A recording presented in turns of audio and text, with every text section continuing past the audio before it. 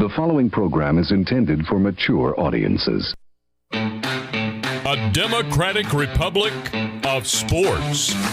The Sportsocracy with ESPN Asheville hosts Tank Spencer and Jeremy Greene. And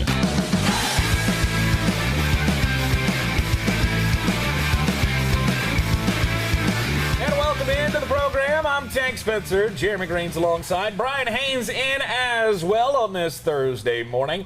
Don't forget to check out the Sportsocracy on all of the social medias. Welcome into the program. Hit that subscribe button. And we are live in the Wicked Weed studio. WickedWeedBrewing.com. Wicked Weed Brewing. Drink different. Congratulations, by the way. Fire them cannons. By golly, put more powder in those things. Tampa Bay. Tampa Bay. Look, I don't. How the fuck are you taking credit for a hockey team that you wouldn't know a blue line from a blue stain on your shirt? They're Kool-Aid, man. Tampa Bay rules the world. What can I say? Oh, good Lord. Back-to-back Stanley Cups, back-to-back Super Bowls. It's going to be awesome. Wait. Oh, good. It's going to be. You said first round playoff loss, wrong. The Tampa Bay Lightning last night. Congratulations to them for winning back-to-back Stanley Cups. Finishing off the Montreal Canadiens down at home 1-0 to win the series 4-1. Tampa's title town. Tampa Bay, baby. There's nothing you can do about it. I only blame myself. You got five major sports titles in the last calendar year. I'm blaming you. You started this shit. I did. We're talking about the NFC South today, best and worst case scenarios, and I have literally been listening to him float Tom Brady's boat for the last 3 freaking hours. Wow. Yikes. Yeah. Going that deep with it, huh? I mean, what did you do to gobble on Tom Brady's knob? Hey, if he was your quarterback, you'd do the same. Yeah. Uh-huh. What, Mr. Eli Manning? We beat him twice. Mm-hmm. You can't say anything to me because I love our quarterback's mom more than I love our quarterback. Yeah, you don't have any rings to boast about. So yeah, I do. Yeah, I sure do. 1969, the year of our Lord. Greatest year of all time. Mets World Series, Jets Super Bowl. Greatest year ever. Unfortunately, I wasn't born for 18 more years. We love talking football, of course, here in the Sportsocracy, and the season is right around the corner. So we are going to start our best, worst case scenarios. What am I looking for here? Series. That's the word I was looking for. We're going to go division by division every day, give you the best worst case scenarios for each and every team in the NFL. And we'll start out with the NFC South. And start out at the top of the NFC South.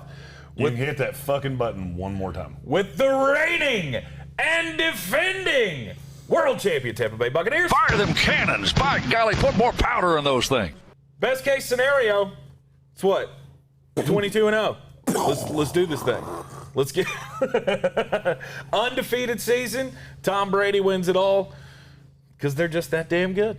Your best case scenario, playoff Tommy does it again. Yeah. Yep. I mean, I don't think that's even debatable. Nope. They did seem to find something in the playoffs. I cannot help but caution Buccaneers fans that keep talking about, we're going to go undefeated. We're the best team in the... Just remember, you weren't that until the playoffs. Yeah. You almost got put out of the playoffs by the Washington football team. Yeah. Yes. So don't act like this is, we can just show up, throw a ball out there, win Super Bowl. That's not exactly how this is going to go. And now, granted, I'm biased because I'm next to tons of fun here every day, and I know he believes that whether he's willing to admit it or not. We got Tom Brady, and I will throw him out there every day of the week and just rely on Tom Brady to carry this team to another title. They have done everything possible to set him up for another Super Bowl ring. They certainly have. It's hard for, I mean, sure, are there other teams in the same league as the Tampa Bay Buccaneers? Absolutely, but they're at the About top. 5 of them. Yeah, but they're at the top of the list with every other team in the league. Plus, the schedule is not that bad. There's a lot of course winnable. it's not. Tom Brady's never had a difficult schedule in the 29 years he's been in the fucking league. A lot of winnable games on that schedule. Everybody's back. We all have, regurgitated the stat of 22 starters from the Super Bowl, all back with this team. I mean, the biggest weakness for the team, to me, it's kind of it's kind of close. Secondary. It's kind of close between the secondary and the running backs. It's secondary. It's not close to me. Yeah. That's what would scare me if I were a Buccaneers fan. What would scare me is you look at, name me the other best teams in the NFC. Green Bay. Aaron Rodgers. Keep going. LA Rams. Matt Stafford. Yeah. San Francisco 49ers. Jimmy Garoppolo. What Every team that's good in the NFC has a really good quarterback. Wait, did you just say Jimmy Garoppolo was really good? Garoppolo was really good. Played one full season in his career, wound up in Super Bowl.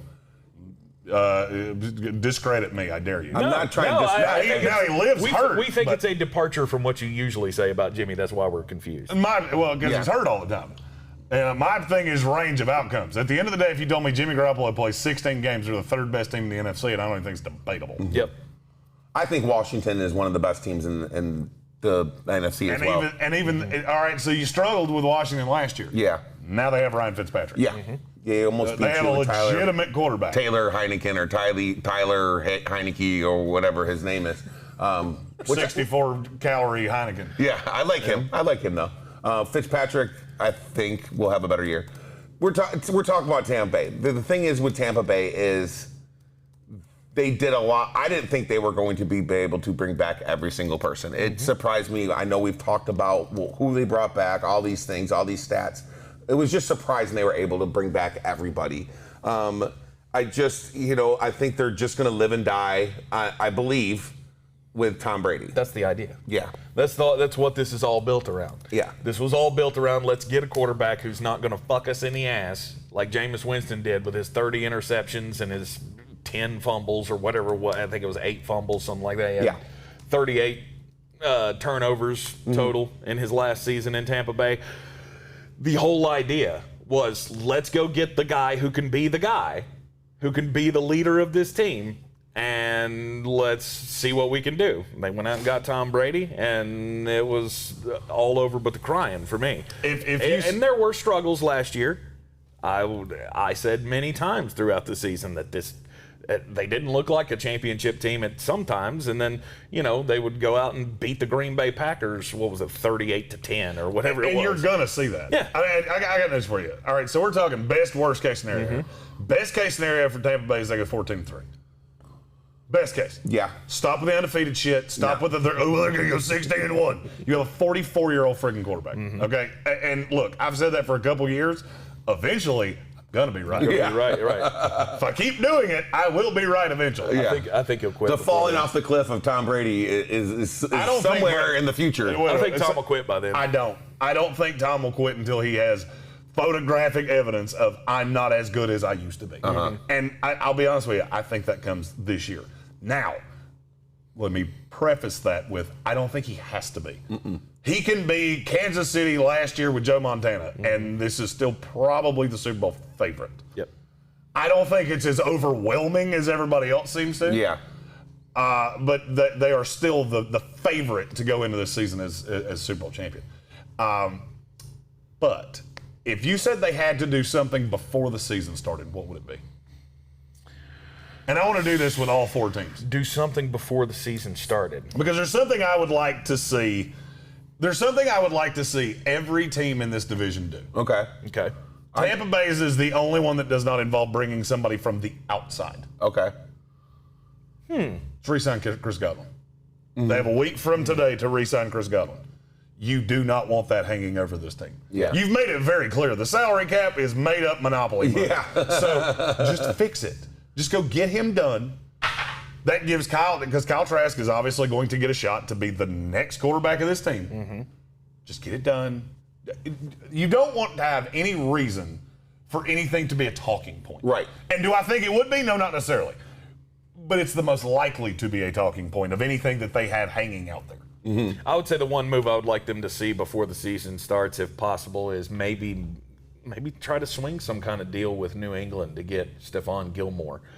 Well, that's not going to happen. No, it's not going to happen. He's not a scheme fit, first of all, because you're not going to spend that much money for the way Todd Bowles plays defense. Right.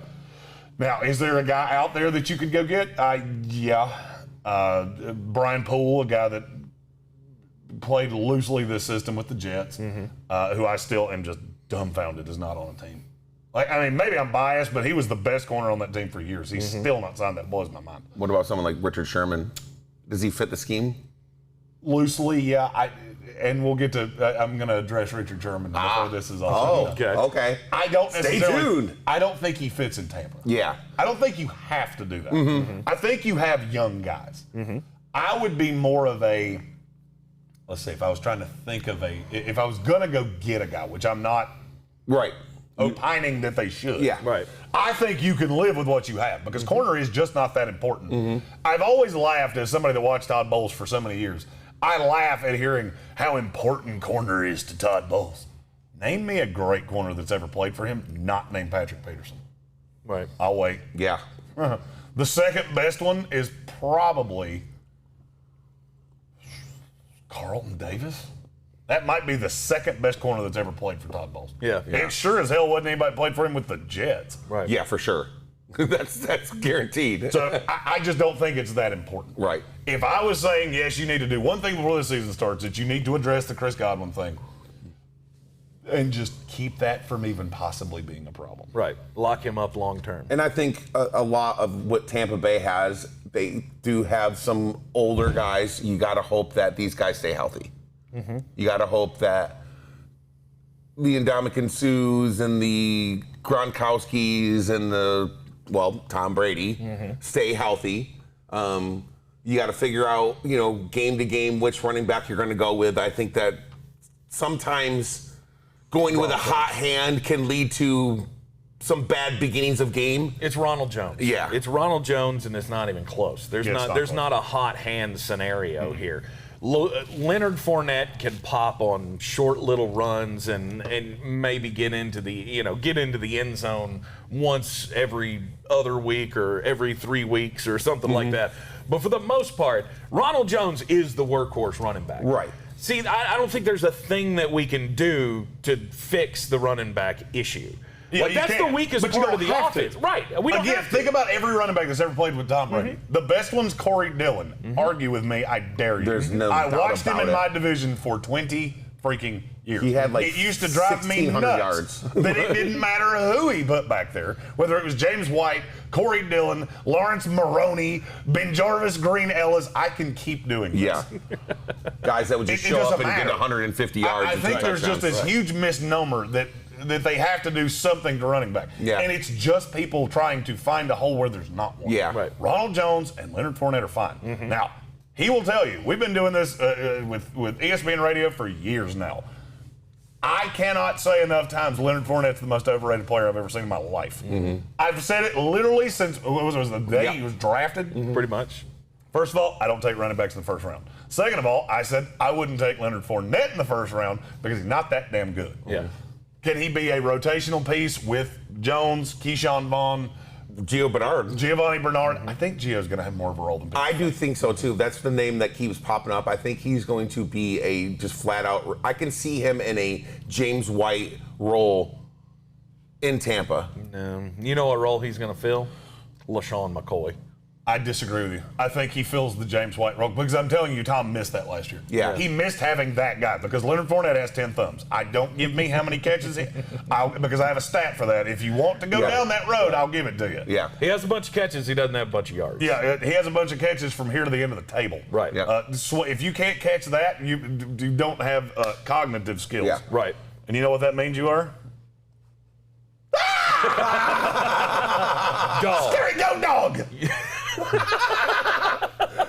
gotta By tell the you, way, everybody that messaged me yesterday, I'm not as stupid as you think I am. I just didn't know it. They're all dogs. It's all dogs, okay?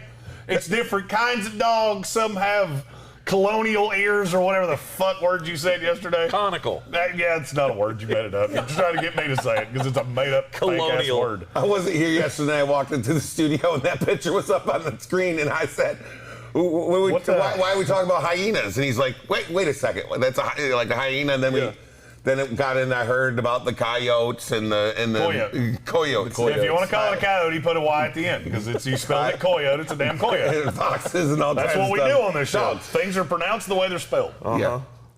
I mean, best case scenario for Tampa Bay is obviously Super Bowl winners.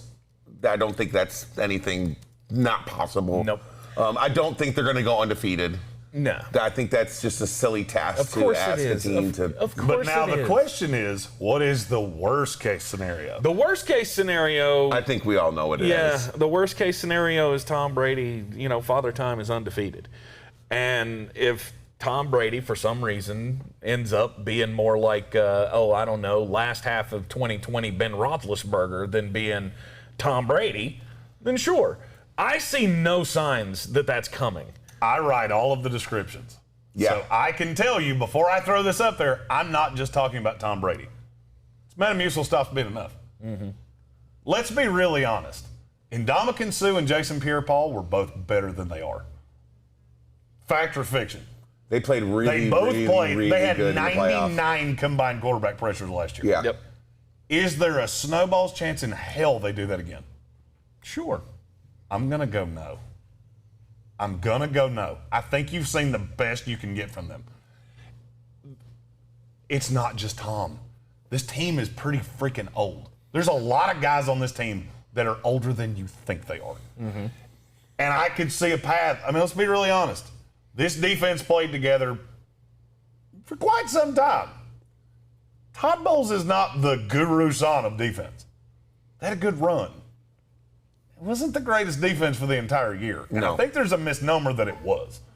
They hit quarterbacks, 100%. Mm-hmm. Yeah. And they figured out, you're the Bucs fan here, I would say 3/4 of the way through the year, they figured out, all we have to do is gang rush quarterbacks, and the fact that we're bad on the back end is not that big of a deal. Because we have two safeties that are very rangy. Yeah. And then as the year went on and we got into week 15, I think was really the shift of, holy cow, this secondary actually gets it. Sean Murphy-Bunting started playing like an actual pro football player. Jamel Dean was a useful piece. They got a lot of youth in that secondary. And the fact that they went on that tear at the end of the season, I think it's going to have an effect on this year. They find, I'm a full narrative believer, and they figured it out. We have seen defenses kind of make one of these playoff pushes where they kind of see that you win games, and then the next year they're not as good as they've been. And I could see that. It's Super Bowl hangover. Yeah. Is what that and I could see that. I think that there's still too much talent on the defense for them to take a complete dip, which I don't think you're saying at all. I just think you're saying they're not going to be all world. I just think there's too much talent for it to take a small dip, but there's still going to be a pretty good defense. Mm-hmm. It all depends, and it depends on Tom Brady. If Tom Brady plays like Peyton Manning did the second half of that season in Denver, when it looked like he couldn't even lift his arm above his shoulder because of his neck, right? And we see that happening, I could see a path where they just become a good team, not a great team. I just love that, first of all, Bill Collins, welcome into the show. That's a new name. I haven't seen that one before. Hey, Bill. He had a great point in the comments. He said that's when Vita Vea came back. You're exactly right. Yep. Brent Cottonella on Facebook said something vaguely similar as well about Levante David. Mm-hmm. I'm not saying the defense is not talented. Here's what I'm saying. Now there is talent. What won them the Super Bowl? I don't think it's even debatable. What won them the Super Bowl? Their defense. Go further. Getting after the quarterback. There it is. Yeah. How do you beat that? How do you beat the fact that the back end of the secondary is not good? And I shouldn't have said back in the secondary because I like Winfield. I like, was it Whitehead? Jordan Whitehead. Jordan Whitehead, thank you. Mm-hmm. I had to hear Whitehead in my head for some reason. Not that Don't one. ask me why. He was thinking my Danny brain works in weird ways. He was thinking Danny Whitehead, and it just kind of got thrown. Danny Roadhead. I know it ended in blow gibbers. That's all I remember. Blow gibbers. I don't love the corners. So how do you beat that? Quick, intermediate passing game. Mm-hmm. Think about the teams in their division. Mm-hmm. Sam Darnold, what do you think he's going to do in Carolina? Oh, it's going to be West Coast on steroids. Yeah. A lot of RPO, a lot of misdirection. Mm-hmm. New Orleans Saints, what do you think they're going to do with Taysom Hill and Jameis Winston? I got news for you. They both have a role. I'll get to that before this is all said and done. Mm-hmm. The Atlanta Falcons. Think about the receivers in Atlanta. Calvin Ridley, what does he do? Short, shifty, quick burst. Get the ball in space. I'm better than you one-on-one. Yeah. Kyle Pitts, matchup disaster. And yes, I think he's going to play a lot more wide receiver than he does tight end. I just say, and trust me, I'm nitpicking here, and I full well understand that. Bucs fans are going to say, "Oh, you're being too hard on the team." No, I'm trying to find a way that they're bad because that's the case. idea. And it's not even bad. All right, worst case scenario, you go. I want to say 10-7, but I think it's 11-6. Yeah. I've looked at the schedule and I've tried to find 7 losses. I can't do it. Yeah. I think worst case scenario, you go 11-6. You come up against a Washington team or somebody in the playoffs and get beat because they can get after your quarterback the same way you can get after theirs, and they just one way or another outscore you. Yeah. You know, Brady's 44 years old, and by the end of the year, he looks that way. Yeah. That's the only way this goes. Worst case scenario, they still make the playoffs, I think, no doubt. And that's If worst I case had to scenario. bet my house on a team to make the playoffs, it would be it would be Tampa Bay above every other team in the NFL. I would agree with that 100%. Obviously, I'm on board as well. Of course you are. Look, they're one of the best teams in the league, and there's you have to twist yourself into contortions to find a way that this team is going to be bad. They're not. They're just not. They're too talented to be bad. Yeah. And Even if Tom Brady, God forbid, his arm did fall off and he missed a lot of time in the season, I still don't hate this team. I still think Even with a backup quarterback, I would still feel like, that's still a 10-win team because of the talent that they have. As long as they can take care of the football. Because the defense is going to limit the opponents. I think I would probably disagree with that just a small bit. I think that if Tom Brady's hurt early in the season and then Kyle Trask or whoever else is going to be playing quarterback, isn't it like Blaine Gabbert or somebody? Yep, Blaine Gabbert. Blaine Gabbert. I don't think that would lead. That could be a bad situation. I don't. Yeah, I didn't. If Blaine Gabbert's quarterbacking his team for more than 10 games, they're probably not going to make the playoffs. Would you still think they would? I still believe they're a playoff team. Wow, that's a. They were damn near a playoff team. What I was Jameis saying, if Winston. Tom Brady got hurt early in the season and they had Kyle Trask or Blaine Gabbert for 10 games. No. Yeah. No. Yeah. First of all, you're comparing Blaine Gabbert and Kyle Trask to Jameis Winston, which makes my head hurt. One was the number 1 pick in the draft. The other two are borderline not worthy of being in the league. I wasn't comparing the two of them. No, I was talking about him. Oh, him, yeah. Yeah, no. He's talking about me. Just calm down there, Brady love. You can gobble on Brady all you want to, but get off that Blaine Gabbert shit. All right, say that does happen. How do they finish?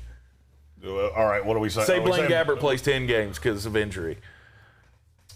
How do they finish? Or any other quarterback on the roster other than Brady plays more than 10 games. It would Blaine Gabbert or Kyle Trask? Yeah. It would be Blaine Gabbert. Let me pull up the schedule. I didn't plan on going this deep divey because I thought it was. I thought it was pretty self-explanatory. Let's say it happened at New Orleans. You go into the bye week. They play 1, 2, 3, 4, 5, 6, 7, 9 games after the bye. At Washington and this is with Blaine Gabbert. Yes. At Washington, loss. Giants at home will give you a win. At Indianapolis, loss. At Atlanta, loss. Buffalo, loss. New Orleans, good Lord, I'll say you win it because it's at home. At Carolina, loss. At the Jets, I think you would lose. With Blaine Gabbert. Yeah. I mean, it's Blaine freaking Gabbert at the end of the day. And that's not a fun play. The Gabbert thing with New York, Brian, we're both New York sports fans. Yeah. That's not a fun place for somebody with a noodle arm, which Blaine Gabbert has, to play. Yeah. It wouldn't go well. And Kyle Trask is worse. Yeah. So you're either losing to the Jets or you're losing to New Orleans. So you pick your poison on which one.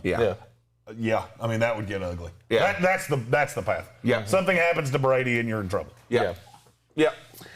And we Kelvin just pray. Joyner, I got to give him credit in the comments. You don't have enough of a run game to stop that because they can drop 5 guys and just dare Blaine Gabbert to throw into any tight window. Yeah. What are you going to do? Run it down my throat with Ronald Jones? I don't think so. And underrated part of what I just said, there's a lot of pretty solid run defenses in that little stretch that I just said. So yeah, that's the path. Now that I've thought about it and gone down the path, it's Brady. Something happens to Brady, and you have to play any version of Blaine Gabbert. I mean, just like the Tampa Bay Buccaneers franchise. I mean, the future. Right now, everything is on Tom Brady. Yeah, everything is on him, and I think that's frankly how he wants it. Yeah. He got everything he wanted. We are live in the Wicked Weed studio. Don't forget to check out our friends at wickedweedbrewing.com. Wicked Weed Brewing, drink different. How many of those watermelon dragon fruit sours did you drink over the weekend? In Nashville, a lot. I drank one on a rooftop. I had to carry it in my mouth. That's a true story. Readily available in Nashville? Yeah. Nice. I actually took some pictures. So we wound up at a bar that had a mural of Wicked Weed painted on the wall. Oh, nice. And I went, yep, this is where I belong. Yeah, that's where we met the dude from Entertainment Tonight. Yeah, we're in the right place. Okay. We're in the right place. Singing karaoke. That's the thing. Wonderful. I thought you were going to start going into a little Tom Jones.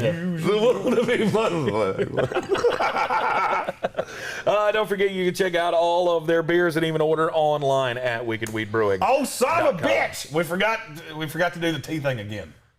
Oh, the sweet tea. Yeah. All right. Chugging the sweet tea. Somebody. There are many of you that either have my cell phone number or friends with me on Facebook.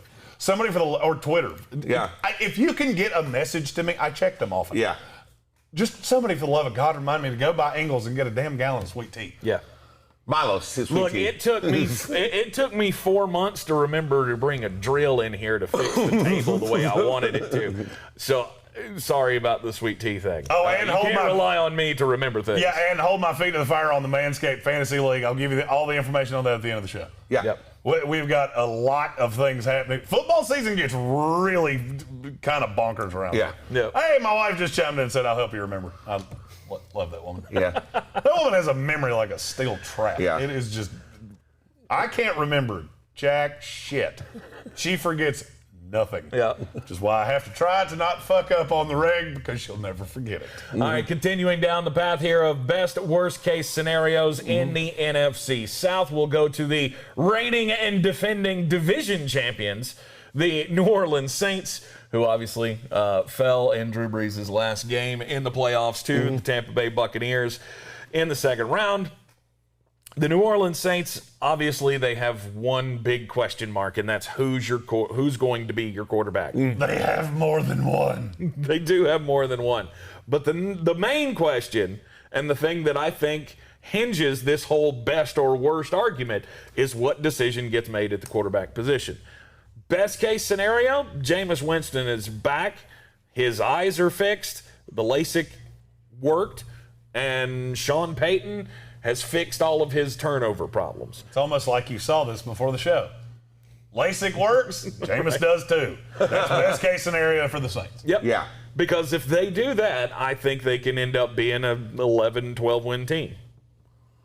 Just because they've got a lot of good pieces on this team still. They still have one of the best, if not the best, offensive line in all of football. Yes. You got Alvin Kamara, you got Michael Thomas. Look, I get that Traquan Smith and Marquez Callaway are not you're not real jazzed up about that being your 2 and 3 options in the passing game, but I honestly think it's fine.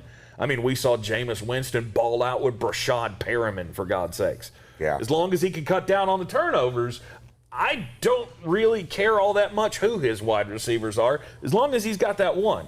As long as he's got that one safety blanket to lean on, and I haven't even mentioned Adam Troutman. Yeah. Who, by the way, fantasy football players, y'all need to be on that Adam Troutman train, because he's getting left out in a lot of drafts. Yeah, you're drafting with dumbasses, because I haven't seen him go past the 11th round yet. Past the 11th round? I haven't seen him fall past the 11th round yet. Tank was just talking about how someone dropped him in one of the leagues he was in the other day. And I was like, you need to stop playing with stupid people. Yeah. See, this is why I don't ever put any stock. You know, you can go to Yahoo or ESPN or whatever, it shows your history as a fantasy football player. There's a reason I don't put any stock into that shit. Because he's playing with apparently a group of people that he met at an AA meeting or at an elementary school or some shit. And now me, on the other hand, I only play the best of the best. Steel sharpens steel. So that's all I'm saying. Come at the king. You better have Come your at the army, king, you best not miss. That's right. I just he's one of the guys that I don't think is getting enough love in fantasy drafts. But you've got all of these offensive weapons. You've got the offensive line. I think the offense is fine.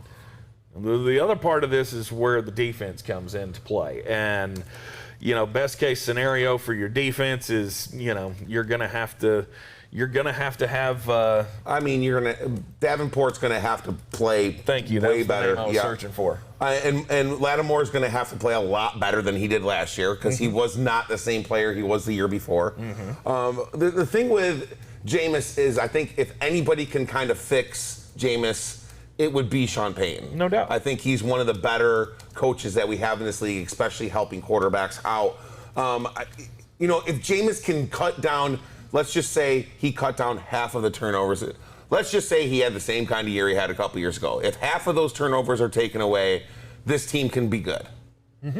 I just don't know if Jameis is ever going to be that player. I just think it's going to be either all in or all out kind of thing with him. He's going to get 4 touchdowns but throw 4 interceptions. And it just doesn't lead. I don't ever think he's going to be anybody different other than that. I think just being in the Sean Payton system is going to help him more. Did it help him? All right. Now, I would equate Jimbo Fisher to Sean Payton of the college game. Okay. Jimbo Fisher is an innovative offensive guy. Okay. Jameis still had games where he was, Yeah. turnover. I'm trying to think how I want to say this. It's not so much that he turned the ball over so much. It was that there were so many opportunities to turn the ball over. Yeah. That's what happened to him in Tampa. Is that last year, I want to say he had 69 turnover caliber plays. Yeah. And he had like 36 turnovers. Yeah. Like that. There's some luck involved in that. Yeah. But you're never going to take the gamble out of Jameis Winston. Yeah. There's not. It's not going to happen. I've watched him since he was 18 years old. Yeah. I don't know. To me, it's more of a less risk it, no biscuit. Yeah. No risk it, no biscuit kind of a thing with Sean Payton. He's not going to ask him to take as many shots down the field. It's not what you ask him to do. He's going to do it. Yeah. Jameis Winston thinks he has the biggest dick in every room he's ever walked into. I've met the man. Trust me, I know him pretty damn well. Okay. His jersey is hanging up behind my head. He's kind of like Willie Beeman from Any And Given I like Sunday. the guy. I've always liked Jameis Winston. Some very questionable off the field things, but in terms of as a guy, he's very likable. Yeah. This is my problem. My problem is that I think it's the old Jay Cutler rule. If you can do it, you will do it. Yeah. And Jameis has a top 10 to 12 arm His in the arm NFL. is great, yes. You're not going to get that guy to just throw dump offs. Yeah. It's not going to happen. Especially not when you look at the receiving core. Yeah. They have a lot of guys that their claim to fame is I'm real effing fast. Yeah. Whether it's Traquan Smith, whether it's Marquez Callaway, LaJordan Humphrey, there's a lot of guys that are going to be asked to do things on this team. That the reason they're in the NFL is because they're very, very fast. Yeah. And I think one of the biggest things that people aren't taking into consideration so far this year with the Saints is that they lost a lot of depth with the salary cap hell that they are in. They lost a lot of depth. We were going over, I think we named off 5 starters just off the top of our head in less than a minute from last year's team. That's going to take a toll on a team, especially if injuries come into play, anything like that. When you lose depth because of salary cap, you can't afford any injuries. And I just think that those things can come into play. But this team, for me, honestly, the Saints are one of those teams that I look at that can either be 5-12 or can make the playoffs somehow. They're one of the best teams in that I look at it that way. It is best case scenario, so I will say there's a path that they make the playoffs. Yeah. Where I think they're going to get into trouble. The defense is now really thin. They took, look, I've said the Peyton Turner thing till I'm blue in the face. I like the kid. You took him too high. Yeah, you're gonna, and my fear is that they're gonna ask him to slide into the Marcus Davenport role. Davenport's gonna be expected to be Trey Hendrickson, and Peyton Turner's gonna be asked to, so you've miscast 2 players here. Right. At the end of the day, you've miscast 2 players. I don't like the interior of this line that well. I think teams are gonna run all over them. You can't treat you can't treat the salary cap like a jump rope and not expect for it to tangle your feet up. Yeah. And that's where I think they are. You know, everybody talks about Jameis and all this other shit. Look at that defense like really, really hard and realize how good do a lot of guys have to be for this defense to even be serviceable? How much better do they have to be than what you've seen them be to even be a middle-of-the-pack defense? Because let's be honest, Marshawn Lattimore was not particularly good last year. No, he was not. He hasn't been rookie year Marshawn Lattimore since he was rookie year Marshawn Lattimore. Yeah. So I'm just trying to caution people with the Saints. I've been told a bunch of times I'm lower on them than I should be. I'm sleeping on the Saints. No, I think you're overvaluing them. Yeah.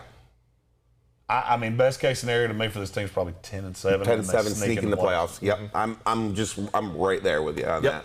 Yep, I would agree with that as well. But then, if things go badly, Worst they could case be scenario. really, really bad. And I think that all starts with the quarterback situation as well. Because if Taysom Hill ends up being the choice at quarterback, I don't like your chances regardless of who's healthy and who's not. again, it's almost like you're looking at my screen before I put these things up. Worst case scenario for the Saints, Taysom wins, and they don't. I don't like Taysom Hill. David Evans Olsen said something in the comments of, he's watched Taysom Hill play for quite some time. I have too. Not as long as Olsen has. I think Olsen's known him, I believe, since high school. If you ever want an authority on Utah-based quarterbacks, David Evans Olsen. He has told me things about Zach Wilson that I think nobody short of a family member can know, which I greatly appreciate. Yeah. I don't look at my problem with Taysom Hill is that with no weapons over the top, you almost turn into like an RPO eccentric offense. I think that hurts Kamara. I think it hurts Michael Thomas. I think Taysom Hill would hurt Michael Thomas. By the way, if there's a player in fantasy football that is being drafted comically low, it's Michael Thomas. Yeah. I saw him go in the 5th round of the draft the other day and about peed my pants. Like a normal PPR? Yeah. Oh, and guess who he went to? You. This guy. Should have gone to you in the 4th round. No, because I took Josh Jacobs in the 4th round. Oh, nice. Jesus. Yeah. I want to be in those drafts. You can be. They're mock drafts. Oh, My God. leagues don't draft that way. I have to do mock drafts, so I feel good about myself for a while. Right. Right. But that's the path of not righteousness for New Orleans is you wind up trying to run this with Taysom Hill, and it doesn't go well. And your defense is a sieve. And I think the defense is going to be bad one way or the other. I mean, I really do. Look at how much talent they lost from last year. Right. Other than Trey Hendrickson, who did they lose on that defense? Quan Alexander. Yeah. Janoris Jenkins. He wasn't that good anyway. It's markedly better than Chase Hansen. Well, no, there's no doubt about that. Not sure he's not better than Chris Hansen. I still believe in Cameron Jordan. They've got young pieces on the defense. I mean, like Zach Bond was a guy that was highly looked at coming in last year from Wisconsin, and Not by me. he could develop into something. They got Peyton Turner, obviously, drafting Pete Werner, who's going to be a usable piece. Here's how I would anybody that says I'm too low on New Orleans. Here's how I would argue this. How many defenses in the NFL were better than the Saints last year? There wasn't very many, right? I don't know. 3, yeah. They were the were top fourth. top 5. They had Yeah. the 4th best defense in the NFL total yards per game last year. Total yards per game. Give me a percentage chance they duplicate that. 20. 25. I'd give it 2. Oh, wow. I think you forgot a fucking decimal point. Yeah. Because there's no shot at them. I can name 6 better defenses than them off the top of my head. There's no shot they duplicate that. Yeah. So you're going to have lesser quarterback play. You're going to have less of a defense. Yeah. And more of a reliance on the run game. Yeah. You tell me how that's going to work. Right. You tell me how you're going to be as good as you were with the 3 things I just said. The Saints apologists will look to Taysom Hill going 3-1 last year, or Teddy Bridgewater going undefeated a couple years ago, and they will say, it's not, you know what I mean? There's a path to them that I think that's what the Saints fans are look at it and say, we can win without Brees. They're not taking into consideration what Jeremy just said. Not only that, but the depth pieces that they had. Not only that, but remember, Drew Brees could keep the chains moving. You know what I mean? And he was one of the smartest quarterbacks. He was the most accurate quarterback we've probably ever seen, and he could keep chains moving, which was very helpful for the defense. Whether they scored or not, they were on the field for a while. Here's the thing. Drew Brees made a career out of not making the catastrophic decision. Unfortunately, it happened to him a few times in the playoffs, which is why he has kind of a reputation of being a chokes in the playoffs kind of guy. He made a career out of not doing that in the regular season. Right. And that's a lot about what Jameis, that's about the thing with his turnovers too, is there were so many, but a lot of them were at the worst possible times. They were at when you're making that drive, or, you know, you're trying to make a comeback and you're almost there, and then you throw in an interception in the end zone. There's things like that you're not going to get when you have a Drew Brees at your quarterback.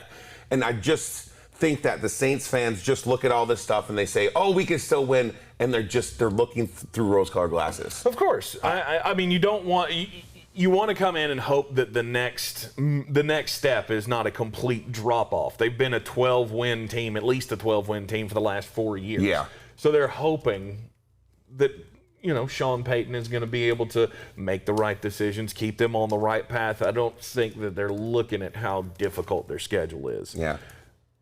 Because it's brutal. I mean, they start out with Green Bay. They've got the Washington football team, Seattle, Tennessee, Buffalo, Dallas, Tampa Bay twice. They've got a rough road to hoe. Val Moose, first of all, a name I haven't seen before. Yeah, Val Moose. Said, not to mention Carolina's bringing like 10 first-round picks on defense, and you got Tampa in the same division. Yep. Absolutely. Yeah. Carolina's the team that's up next, and I have I have a lot to say about their defense. I'll put it that way. Yeah.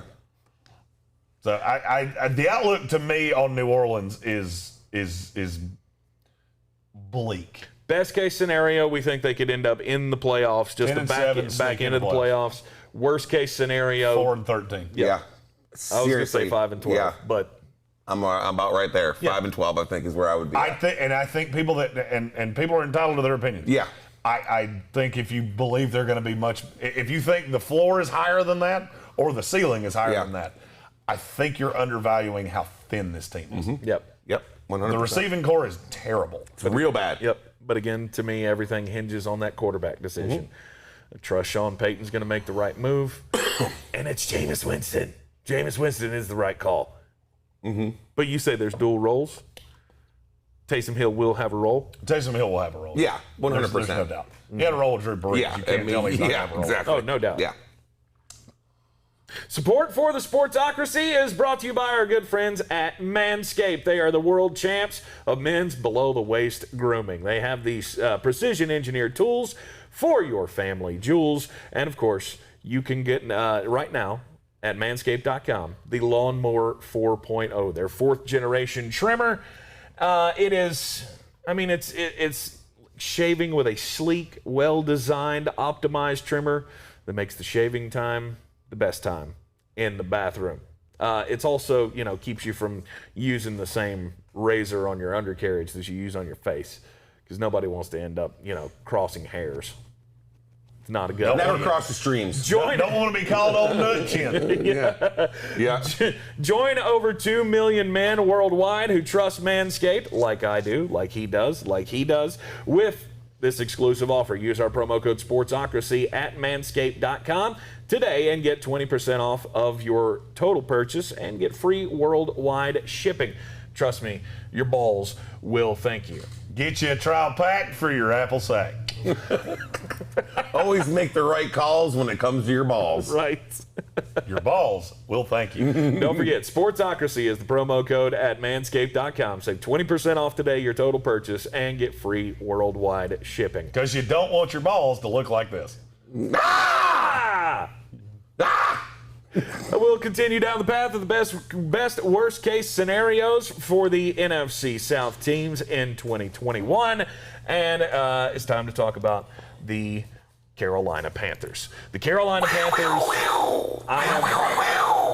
I have raved about how I thought the first year of the Matt Rule era went. I think it went swimmingly. Yeah. I think this is a team that only has, eyes toward the playoffs, and I think they could do it this year. Best case scenario. Best case scenario, absolutely. And best case scenario, Darnold left the ghosts in New York. Sam Darnold needs to become, he needs to take the step that Jared Allen took last year. Jared Allen took a step on a cowboy ranch. Damn it. He is roping cattle. I do that all the time. Josh Allen. He needs to take the same kind of step Josh Allen took last year to make Carolina fans feel good about where they're at with their future quarterback. Yeah. Because I think he can be the future quarterback of this team. He is surrounded by better weapons now, and I think we're going to see some growth in his game this year. The question is it going to work? Is he going to take that step?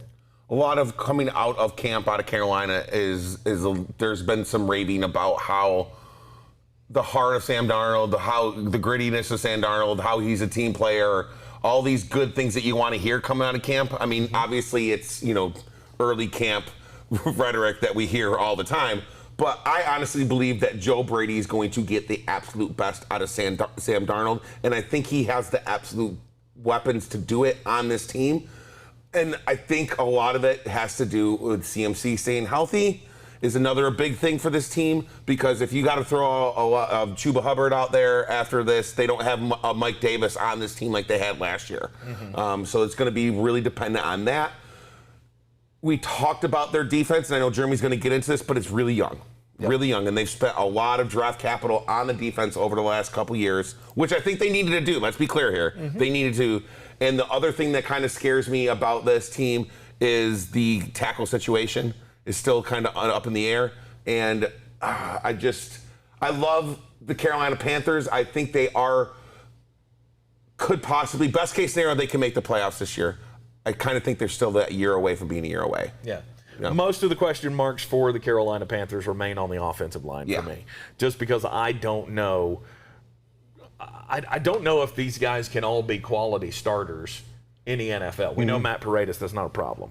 Matt Paredes at center, he ties everything together. Taylor Moton, obviously, they had to franchise tag him. They did. It's where you get into Cameron Irving and Pat Elflein, and I believe Brady Christensen is probably going to be the starter at left tackle for them this year. But, it's not the greatest. It's not their their strength. And how do you mitigate that? You run an offense like Joe Brady does. Yeah. Where the ball gets out of the hand quickly. Boom, I'm going to be really honest. I'm going to say boom. something I haven't heard one person say about Sam Darnold. As somebody that's watched every pass he's ever thrown in the NFL. Yeah. Mm-hmm. When you take away the time to think, and he doesn't have the ability to overthink, he's very good. Yeah. The problem is, when Adam Gase showed up, now he had to think about everything. Yeah. Right. And I think he's going to have a very similar career resurgence to what Ryan Tannehill had when he got away from Adam Gase. Because I'm going to level with you, he's more talented than Ryan Tannehill. Oh, yeah. And to me, it's not even debatable. In terms of arm talent, now, he has a little Jameis Winston in him where he does like to make bad decisions. Take away his ability to think and watch those go down. Yeah. And he's Take it into a pick and pop offense, RPO offense. By the way, he's way more athletic. That's exactly what I was just going to say. Yeah, he's so much more mobile than I think people give him credit for. I think he could have a type of season, best case scenario under Joe Brady. I think he can have like a 3,500 yards, 20 to 25 touchdowns, and just if he can keep it less than 10 or less turnovers, I could see that would be the best case scenario for this team. And I think that would kind of put them in the playoff push. I'm thinking 10-7, 11-6 best case scenario? I would say 11-6 is best case scenario to make the playoffs. I'm going to make a sweeping declaration. I like doing those. If Sam Darnold plays 16 games, he will throw for more than 4,000 yards. Oh, wow. Okay. And he will throw for more than 25 touchdowns. And the Panthers will make the playoffs. Awesome. That's my sweeping declaration on Sam Darnold. I have looked at the schedule. I've gone down the rabbit hole. What I really feel when we're not playing best case, worst case scenario, I think of all the teams in this division, they will finish closest to their best case scenario than any team in this division. Okay. In terms of regular season record. Yeah. Yeah. I still think Tampa Bay's obviously a Super Bowl contender. Yeah. In terms of if you set a high and a low for the record, I would say Carolina's the closest to their high of any team in this division. I would agree with that. The schedule plays pretty well for them. I mean, best case scenario, I could see this team starting out 8-0, maybe 9-0. I mean, if things go horribly for the Dallas Cowboys, they very well could run the table. I don't see that. Really? No. They're not. Nobody's starting 9-0. Okay, you got the New York Jets. You got Who the they Saints. could lose to. Huh? Who they could lose I mean, they could lose, but I'm saying best case scenario, I could very easily see in the Carolina Panthers beating the Jets, beating the Saints, Texans. Then they got at the Cowboys. That's the a loss. Then they got the Eagles, the Vikings, the Giants, the Falcons, the Patriots. Those are all winnable games in their I would grasp. say you're probably undervaluing the Vikings. I would say it's probably best case scenario they start something in the neighborhood of 6-3, 7-2. Yeah. Mm-hmm. They're I going mean, to be. there's rose-colored glasses, and then there's just being out of your mind. You think 8-1's too far out of the realm? 100%. Okay. That's now you've gone past best case scenario. Could they win every one of those games you just said? Yes. That's the chances of that are, I don't know, salads being ordered into this studio today. Yeah. Not real high. The vegan menu ever being looked at by anybody on this set. I like what Adam Black's saying. He's saying Darnold is QB1 for for playing Week 1 against the Jets as a FU game to them at home. He said what he said was he's a DFS GPP play Week 1 easily. And he's 100% right. I think he'll be low owned too. What's the? God, I can't wait for the prices to come out on DraftKings. What's the one thing that you would do for this team? The one thing that I would do for Carolina, excuse me, I would go out and sign a vet offensive lineman. Donnie Bradley said in the comments that Cameron Irving probably starts at left tackle. It's entirely possible. But Are you thinking about tackles available or just I'm offensive just thinking linemen? a vet. Like I like Elflein, but there's a lot of young on that line. And I like Paredes better than most. I think Paredes has been devalued after 1 year in Carolina, or 2 years in Carolina, which is stupid. He's a very talented player. I mean, there's Russell Okung has had a history with the Panthers. He's still available.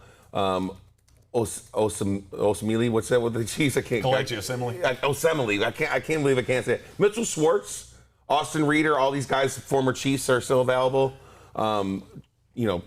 That's a lot of. But I could see him signing like a Mitchell Schwartz. That wouldn't be too bad of a sign.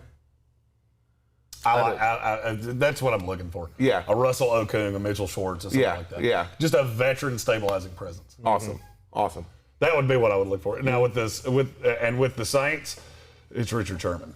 And I know you'll hear that from a million other people.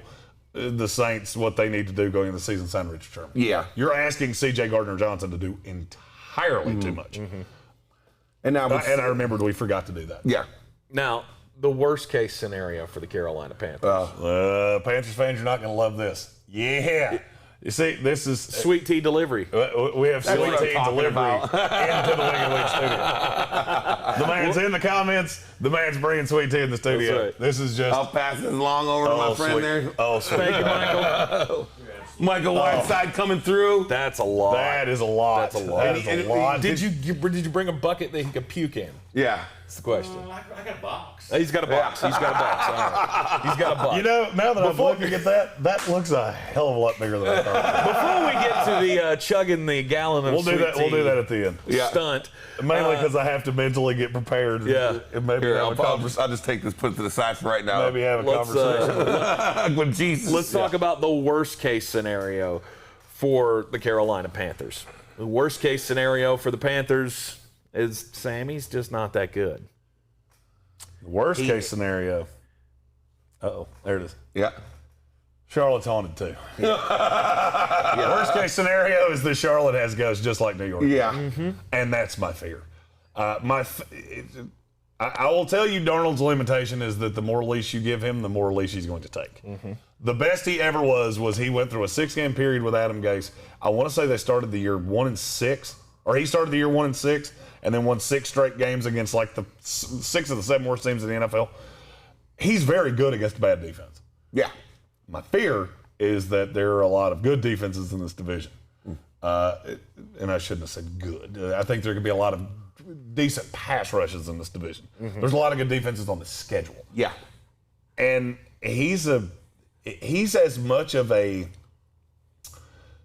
rhythm thrower as you'll ever see. There's not many guys that are rhythm-based to the way he is. Yeah. So It kind of makes him perfect fit for Joe Brady. and I agree with Right. you. But the bad could be real bad. Yes. Because if he gets off the rails, it can go sideways in a hurry. Right. As much as you like the weapons for the Carolina Panthers. And I do. Robbie I love the Anderson weapons. fan. Your DJ I think Moore's going to DJ have Moore's a going to great have an year. insanely good year. Terrace Marshall, I think, is going to be an unsung rookie this year in the NFL. Shi Smith, he's got the ability to make a whole lot of plays. I like the weapons, but if their quarterback can't get them the ball, we've all seen how this goes. And we've seen how bad Sam Darnold can be when he can't hit Robbie Anderson. So if they can't find the groove, there are some massive holes on this team. And if that offensive line is as bad as it looks on paper to me, this is a team that could very well end up winning 4 games. I can see them having the same record that they did this year if these things happen. If Sam Darnold is seeing ghosts and he ends up being New York Sam Darnold, which is worst case scenario for Panthers fans because there was a lot of them who did not like the move. CMC gets hurt and the offensive line is just absolute complete garbage like it is, and you have a young defense. There is a path, worst case scenario, that this team could be 5-12 very easily. I see. I don't see it. I just What's the don't. floor?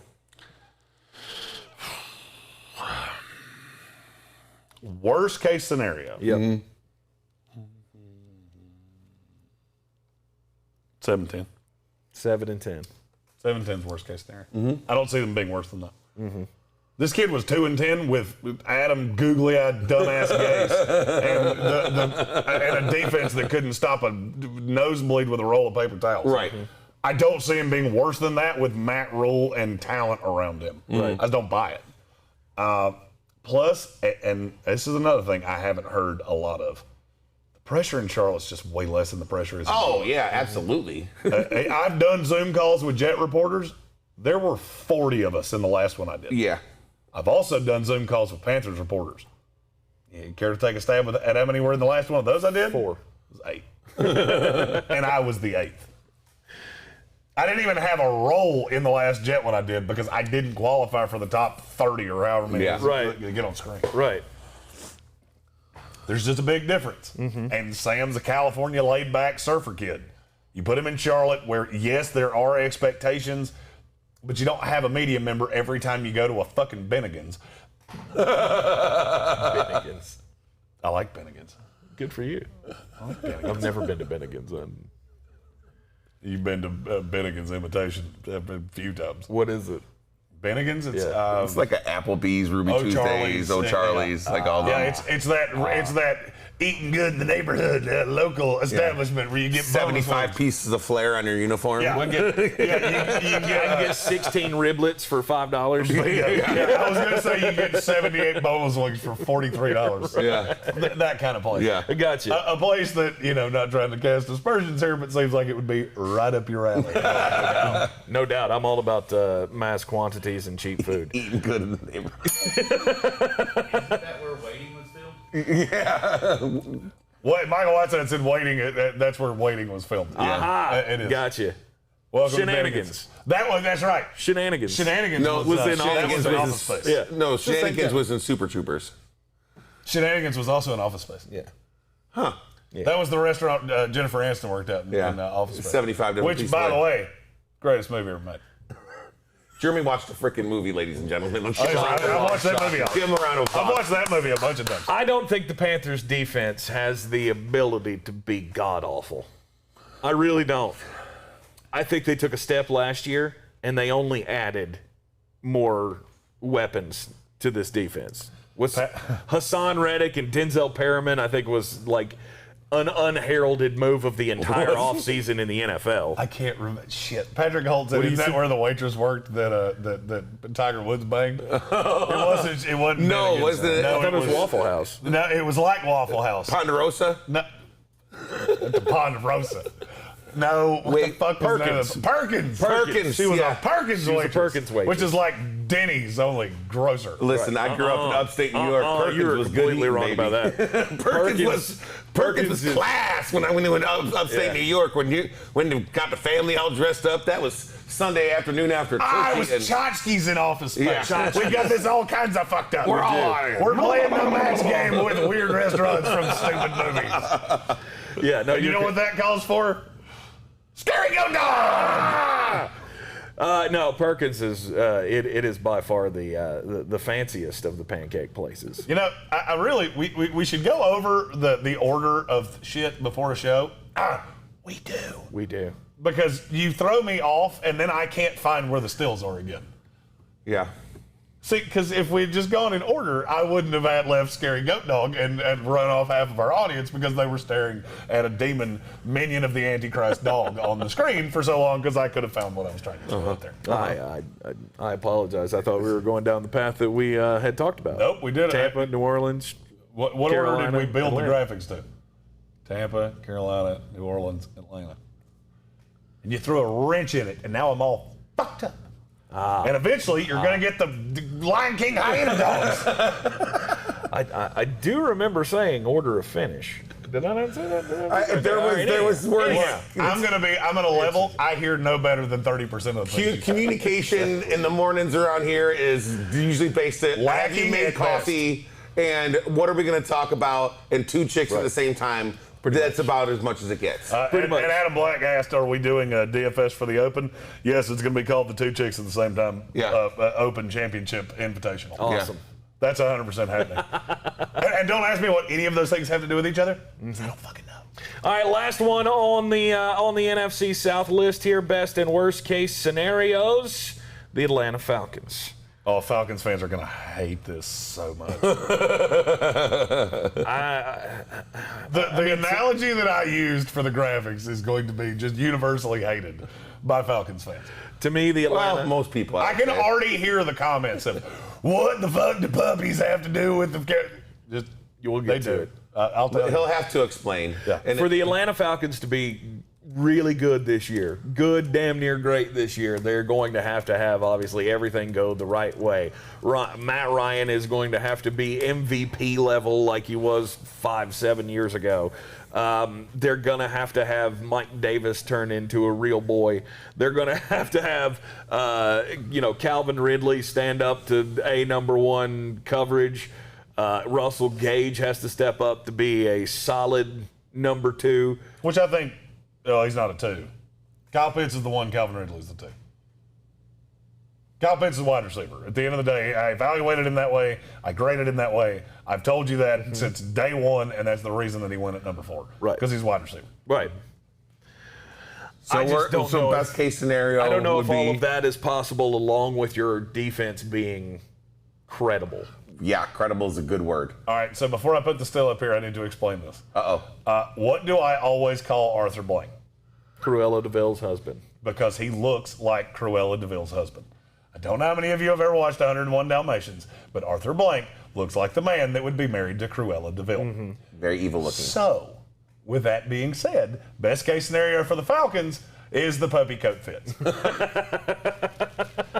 Best case scenario, the puppy coat fits. I don't think you should be making dog jokes with the Atlanta Falcons. To me, it seems a little rash.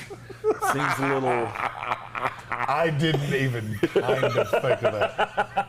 I didn't even think about it until just now, but here we are, smack dab in the middle of it. So Arthur Smith becomes the head coach of the Atlanta Falcons, and I think he turns this team around offensively, which, just remember, Dan Quinn was a defensive guy.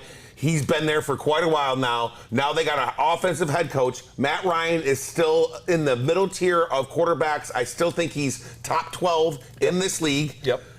I think Mike Davis showed last year that he could be a good running back in this league. Calvin Ridley is unbelievable. Kyle Pitts, I think, is going to be even better than we've talked about, which is kind of crazy. The problem with this team is the defense. And the defense is so bad. I don't know if it can be fixed in a year. If they can be god-awful like they were last year and then come be credible, using your word, they could be, and the offense is clicking and stuff like that. I think best case scenario, this team's still going to be 9-8. I don't think, and that's 9-8 without making the playoffs. I think they can make the playoffs. I don't. Best case scenario, I think they can. I absolutely think they can. And let me tell you how they do it. Okay. They out-fucking score you. Yeah. Because they have Kyle Pitts, who is a demon monster from the underworld that's 6'5" and runs a 4.40. And he will out-physical you, he will out-strong you, and, okay, what do you do with that? Yeah, you can't guard him. You're not going to be able to one-on-one defend him. Yeah. He's too freaking big. All right, so what does that mean? It means Calvin Ridley's not going to... Either you're going to leave Kyle Pitts all to his own devices, of which if you do, good luck. Yeah, one-on-one with the linebacker. Not Or you're going to leave Calvin Ridley one-on-one. Yeah. Who is a get the ball in space, shifty, I can beat you one-on-one kind of guy. To the house. And then you have Russell Gage on the other side, on the outside, that can beat you deep, can hit home runs. Yeah, I see a path that they can make the playoffs. I do. Do I like the defense? No. But Grady Jarrett, Dante Fowler can get after the quarterback. Deion Jones comes back fully healthy. A.J. Terrell grows up a little bit, and you hit one of your young guys to play on the other side, whether it's Kendall Sheffield, Isaiah Oliver, or Darren Hall. Yeah. That's how they can make the playoffs. What do you think the record would be at best case scenario? 11-6.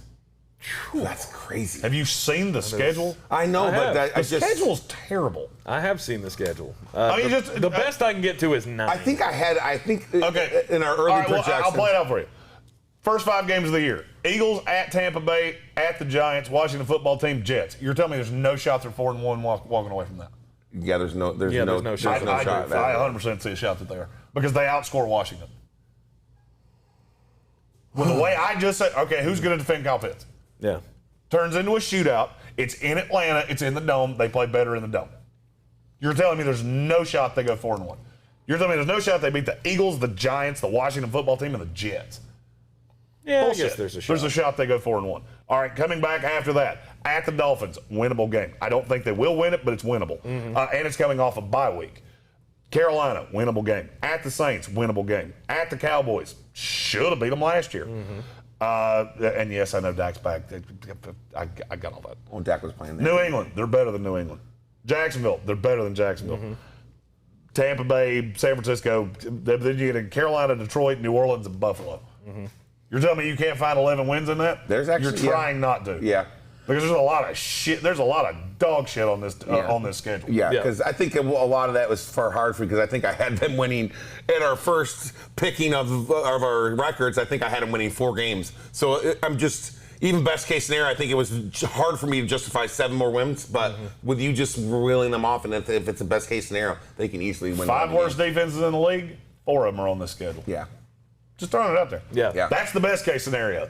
Now, when you give the best case scenario, you're also going to give the worst case scenario. That's right. And the worst case scenario is that Matt It's Ryan not as bad as you think. It's God, the Michael Vick thing. I can't believe I forgot.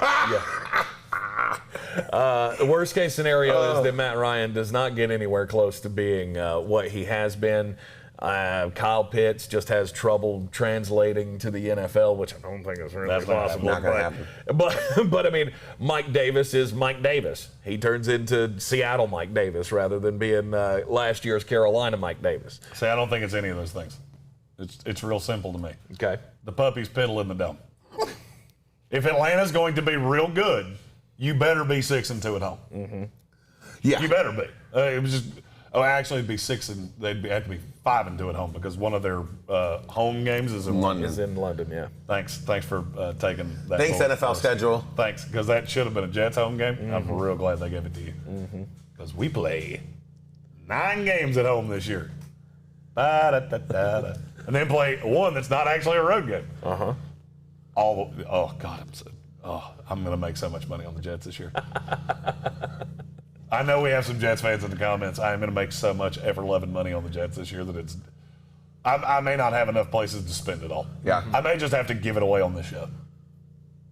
You can give it away to me. Yeah. I'll That's take probably it. not going to happen. I'll take it. Worst case scenario, the defense is just as bad as it was last year. They really miss Julio Jones, and I just can't. I don't think Matt Ryan's going to take that much of a dip, no matter what. I still think he's really good, and Mike Davis is what he is. So I think that's the care of what's going to happen. Defense is just as bad as it was last year. They make no more improvement. They really miss Julio Jones and Mike Davis. I think those are the three things that make this worst case scenario for this team. And worst case scenario, I think, is where I was having them originally pick, and I think four or five wins. I think that's worst case scenario. Yeah, I think that's not only worst case scenario, I think that's more than likely what happens, is that this team's going to end up somewhere in the neighborhood of 4 to 6 wins, and they're going to be picking high in the draft again. All right. The summation here. I disagree with you, first of all. I would say the Falcons fall somewhere in that 7, 8, 9 win realm. I think the Panthers are just slightly above that. Tampa's off in the distance. Yeah. And I think the Saints are the worst team in this division.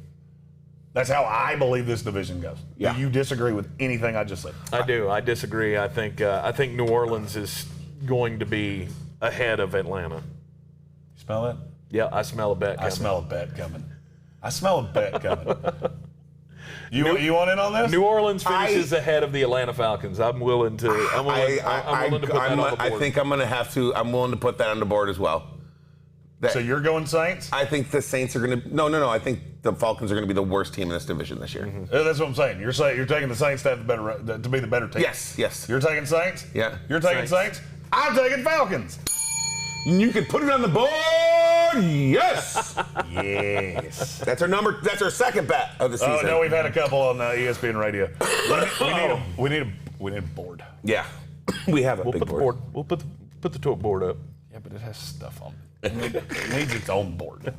It needs a board dedicated to being the board. We need like an old school chalkboard from it looks like it belongs in a book somewhere. That's what we should work on. I don't think Atlanta is going to be very good this year. I still believe in the pieces. I still believe in the offense is going to be able to put up points. But actual product and translating into wins, I don't see it. I don't see it for this Atlanta Falcons team at all. I do. We got the NBA coming up tonight. Game 2 of the NBA Finals. Milwaukee Bucks and the Phoenix Suns. Question: is Mike Budenholzer still the head coach of the Milwaukee Bucks? Yes. Then they lose. He cannot make a freaking adjustment if his life depended on it. This guy he is so stuck in his ways. Make an adjustment. The high pick and roll is really, really bad. Oh, God. Of course he was going to do that. Yep. Of course he's going to do that. Throwing it out there. We'll tease to later today. So I will be picking that game on ESPN Radio. Yeah. Follow it. Yeah. Sports Thing with Jeremy Greene. ESPN Asheville, 92.9, 880, 1400. And anywhere you go on the iHeartRadio app. Promo! So you think Mike Budenholzer is going to be able to make the adjustmts game to game, and they're going to give Phoenix fits? I think you're out of your mind about your hatred of Mike Budenholzer. He's the weakest part of this team. Do you know what his winning percentage is in Milwaukee? I do. That's in the regular season. Do you know what it is if you had the playoffs? In the playoffs where he's barely beat a team in Brooklyn that had too many guys hurt. He barely... But did he? Huh? But did he? Yes. But did he, though? Yeah. Okay. And Yeah, you include the playoffs? Actually, I it's know. a little worse, but not much. Yeah. You think if he doesn't make an adjustment, they still do what they're doing on the high pick and roll, that they're going to win the game? He's got to make an adjustment on the high pick and roll to win the game. I agree, and I think the adjustment is going to be they're going to play Giannis as a true center. That's what I think happens, because you can't keep asking him to do things that he's not going to allow him to do. So I think you're going to see I think you see Giannis on DeAndre Ayton. That's what I think. And okay, do it. Do that, because Giannis is athletic enough to actually to switch it and still get back around. Well, what are they going to do about Chris Paul? That's the question. Chris Paul's, you put Drew Holiday on him and you just tell him to stick. Then what do you do with Booker?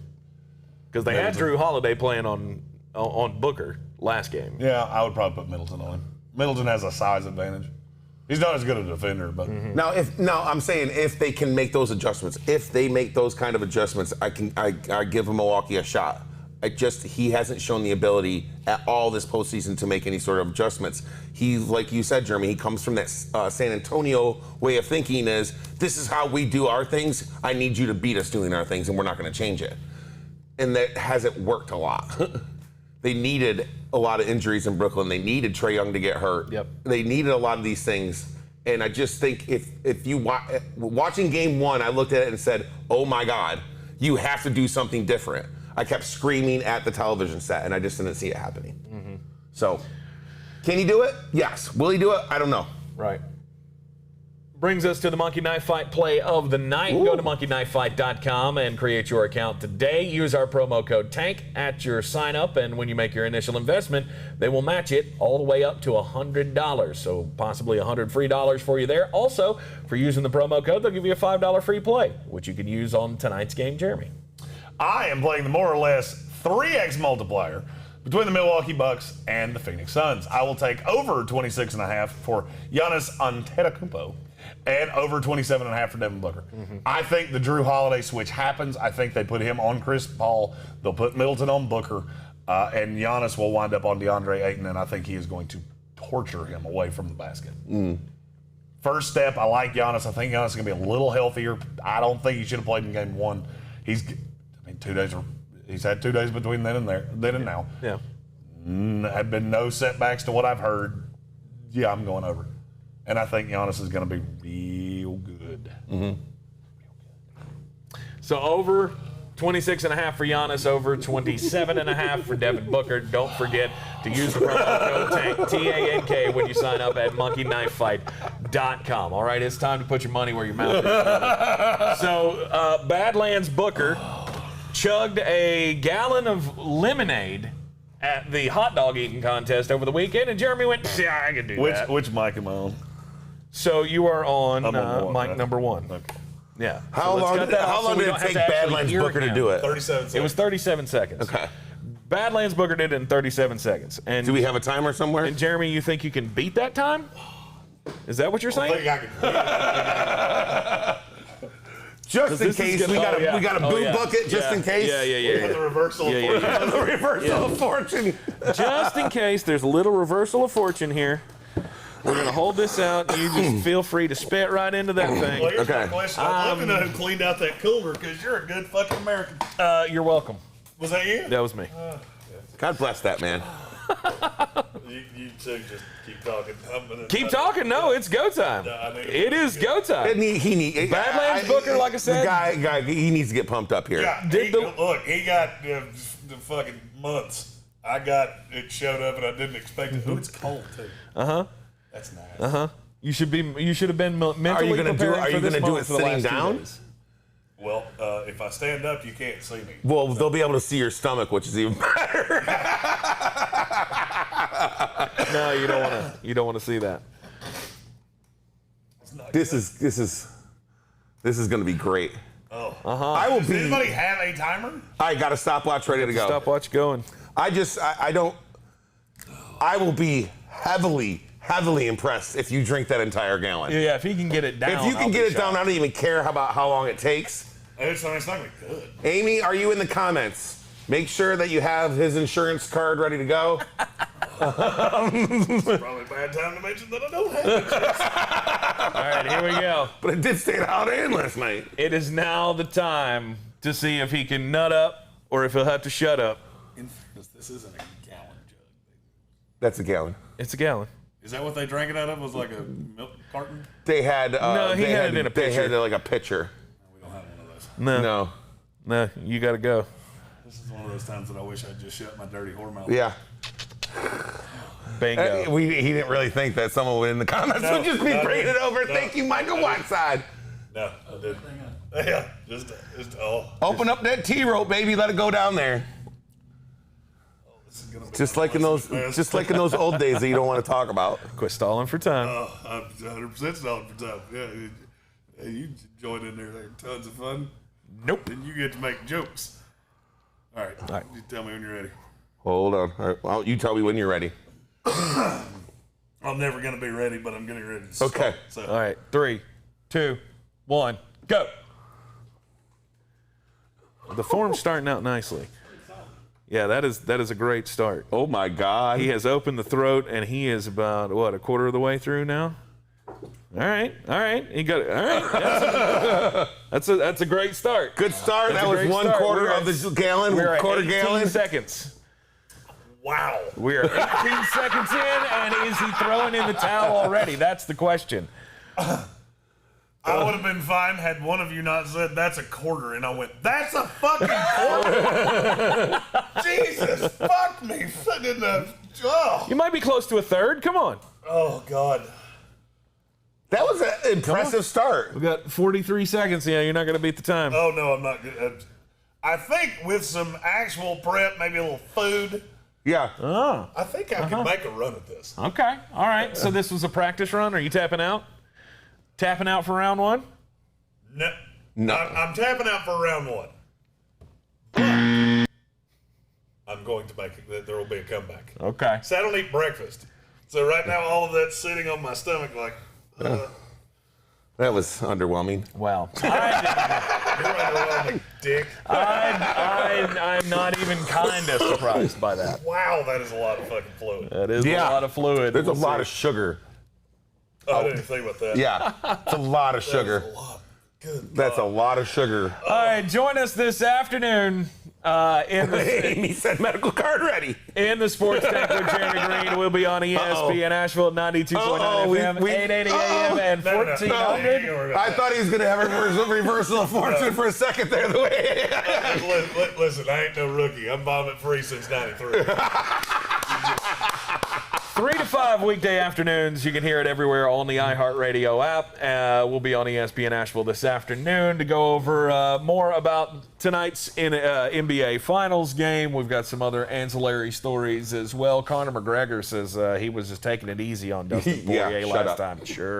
Sure you were.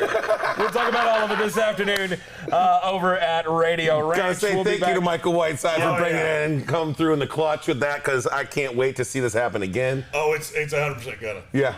Because I'm gonna top this back off. Funnel. Oh, yes. Whoa. Yeah, you got to get into Jeremy's wheelhouse. And what is Jeremy's wheelhouse? Beer bongs. Yeah. Beer bongs. Yeah. We will be back with you here in the Wicked Weed studio tomorrow morning at 10-ish. Always in the Wicked Weed studio. Check out our friends at wickedweedbrewing.com. Wicked Weed Brewing. Drink different. I'm Tank Spencer. He's Brian Haynes. He's Jeremy Greene. And we will see you next time.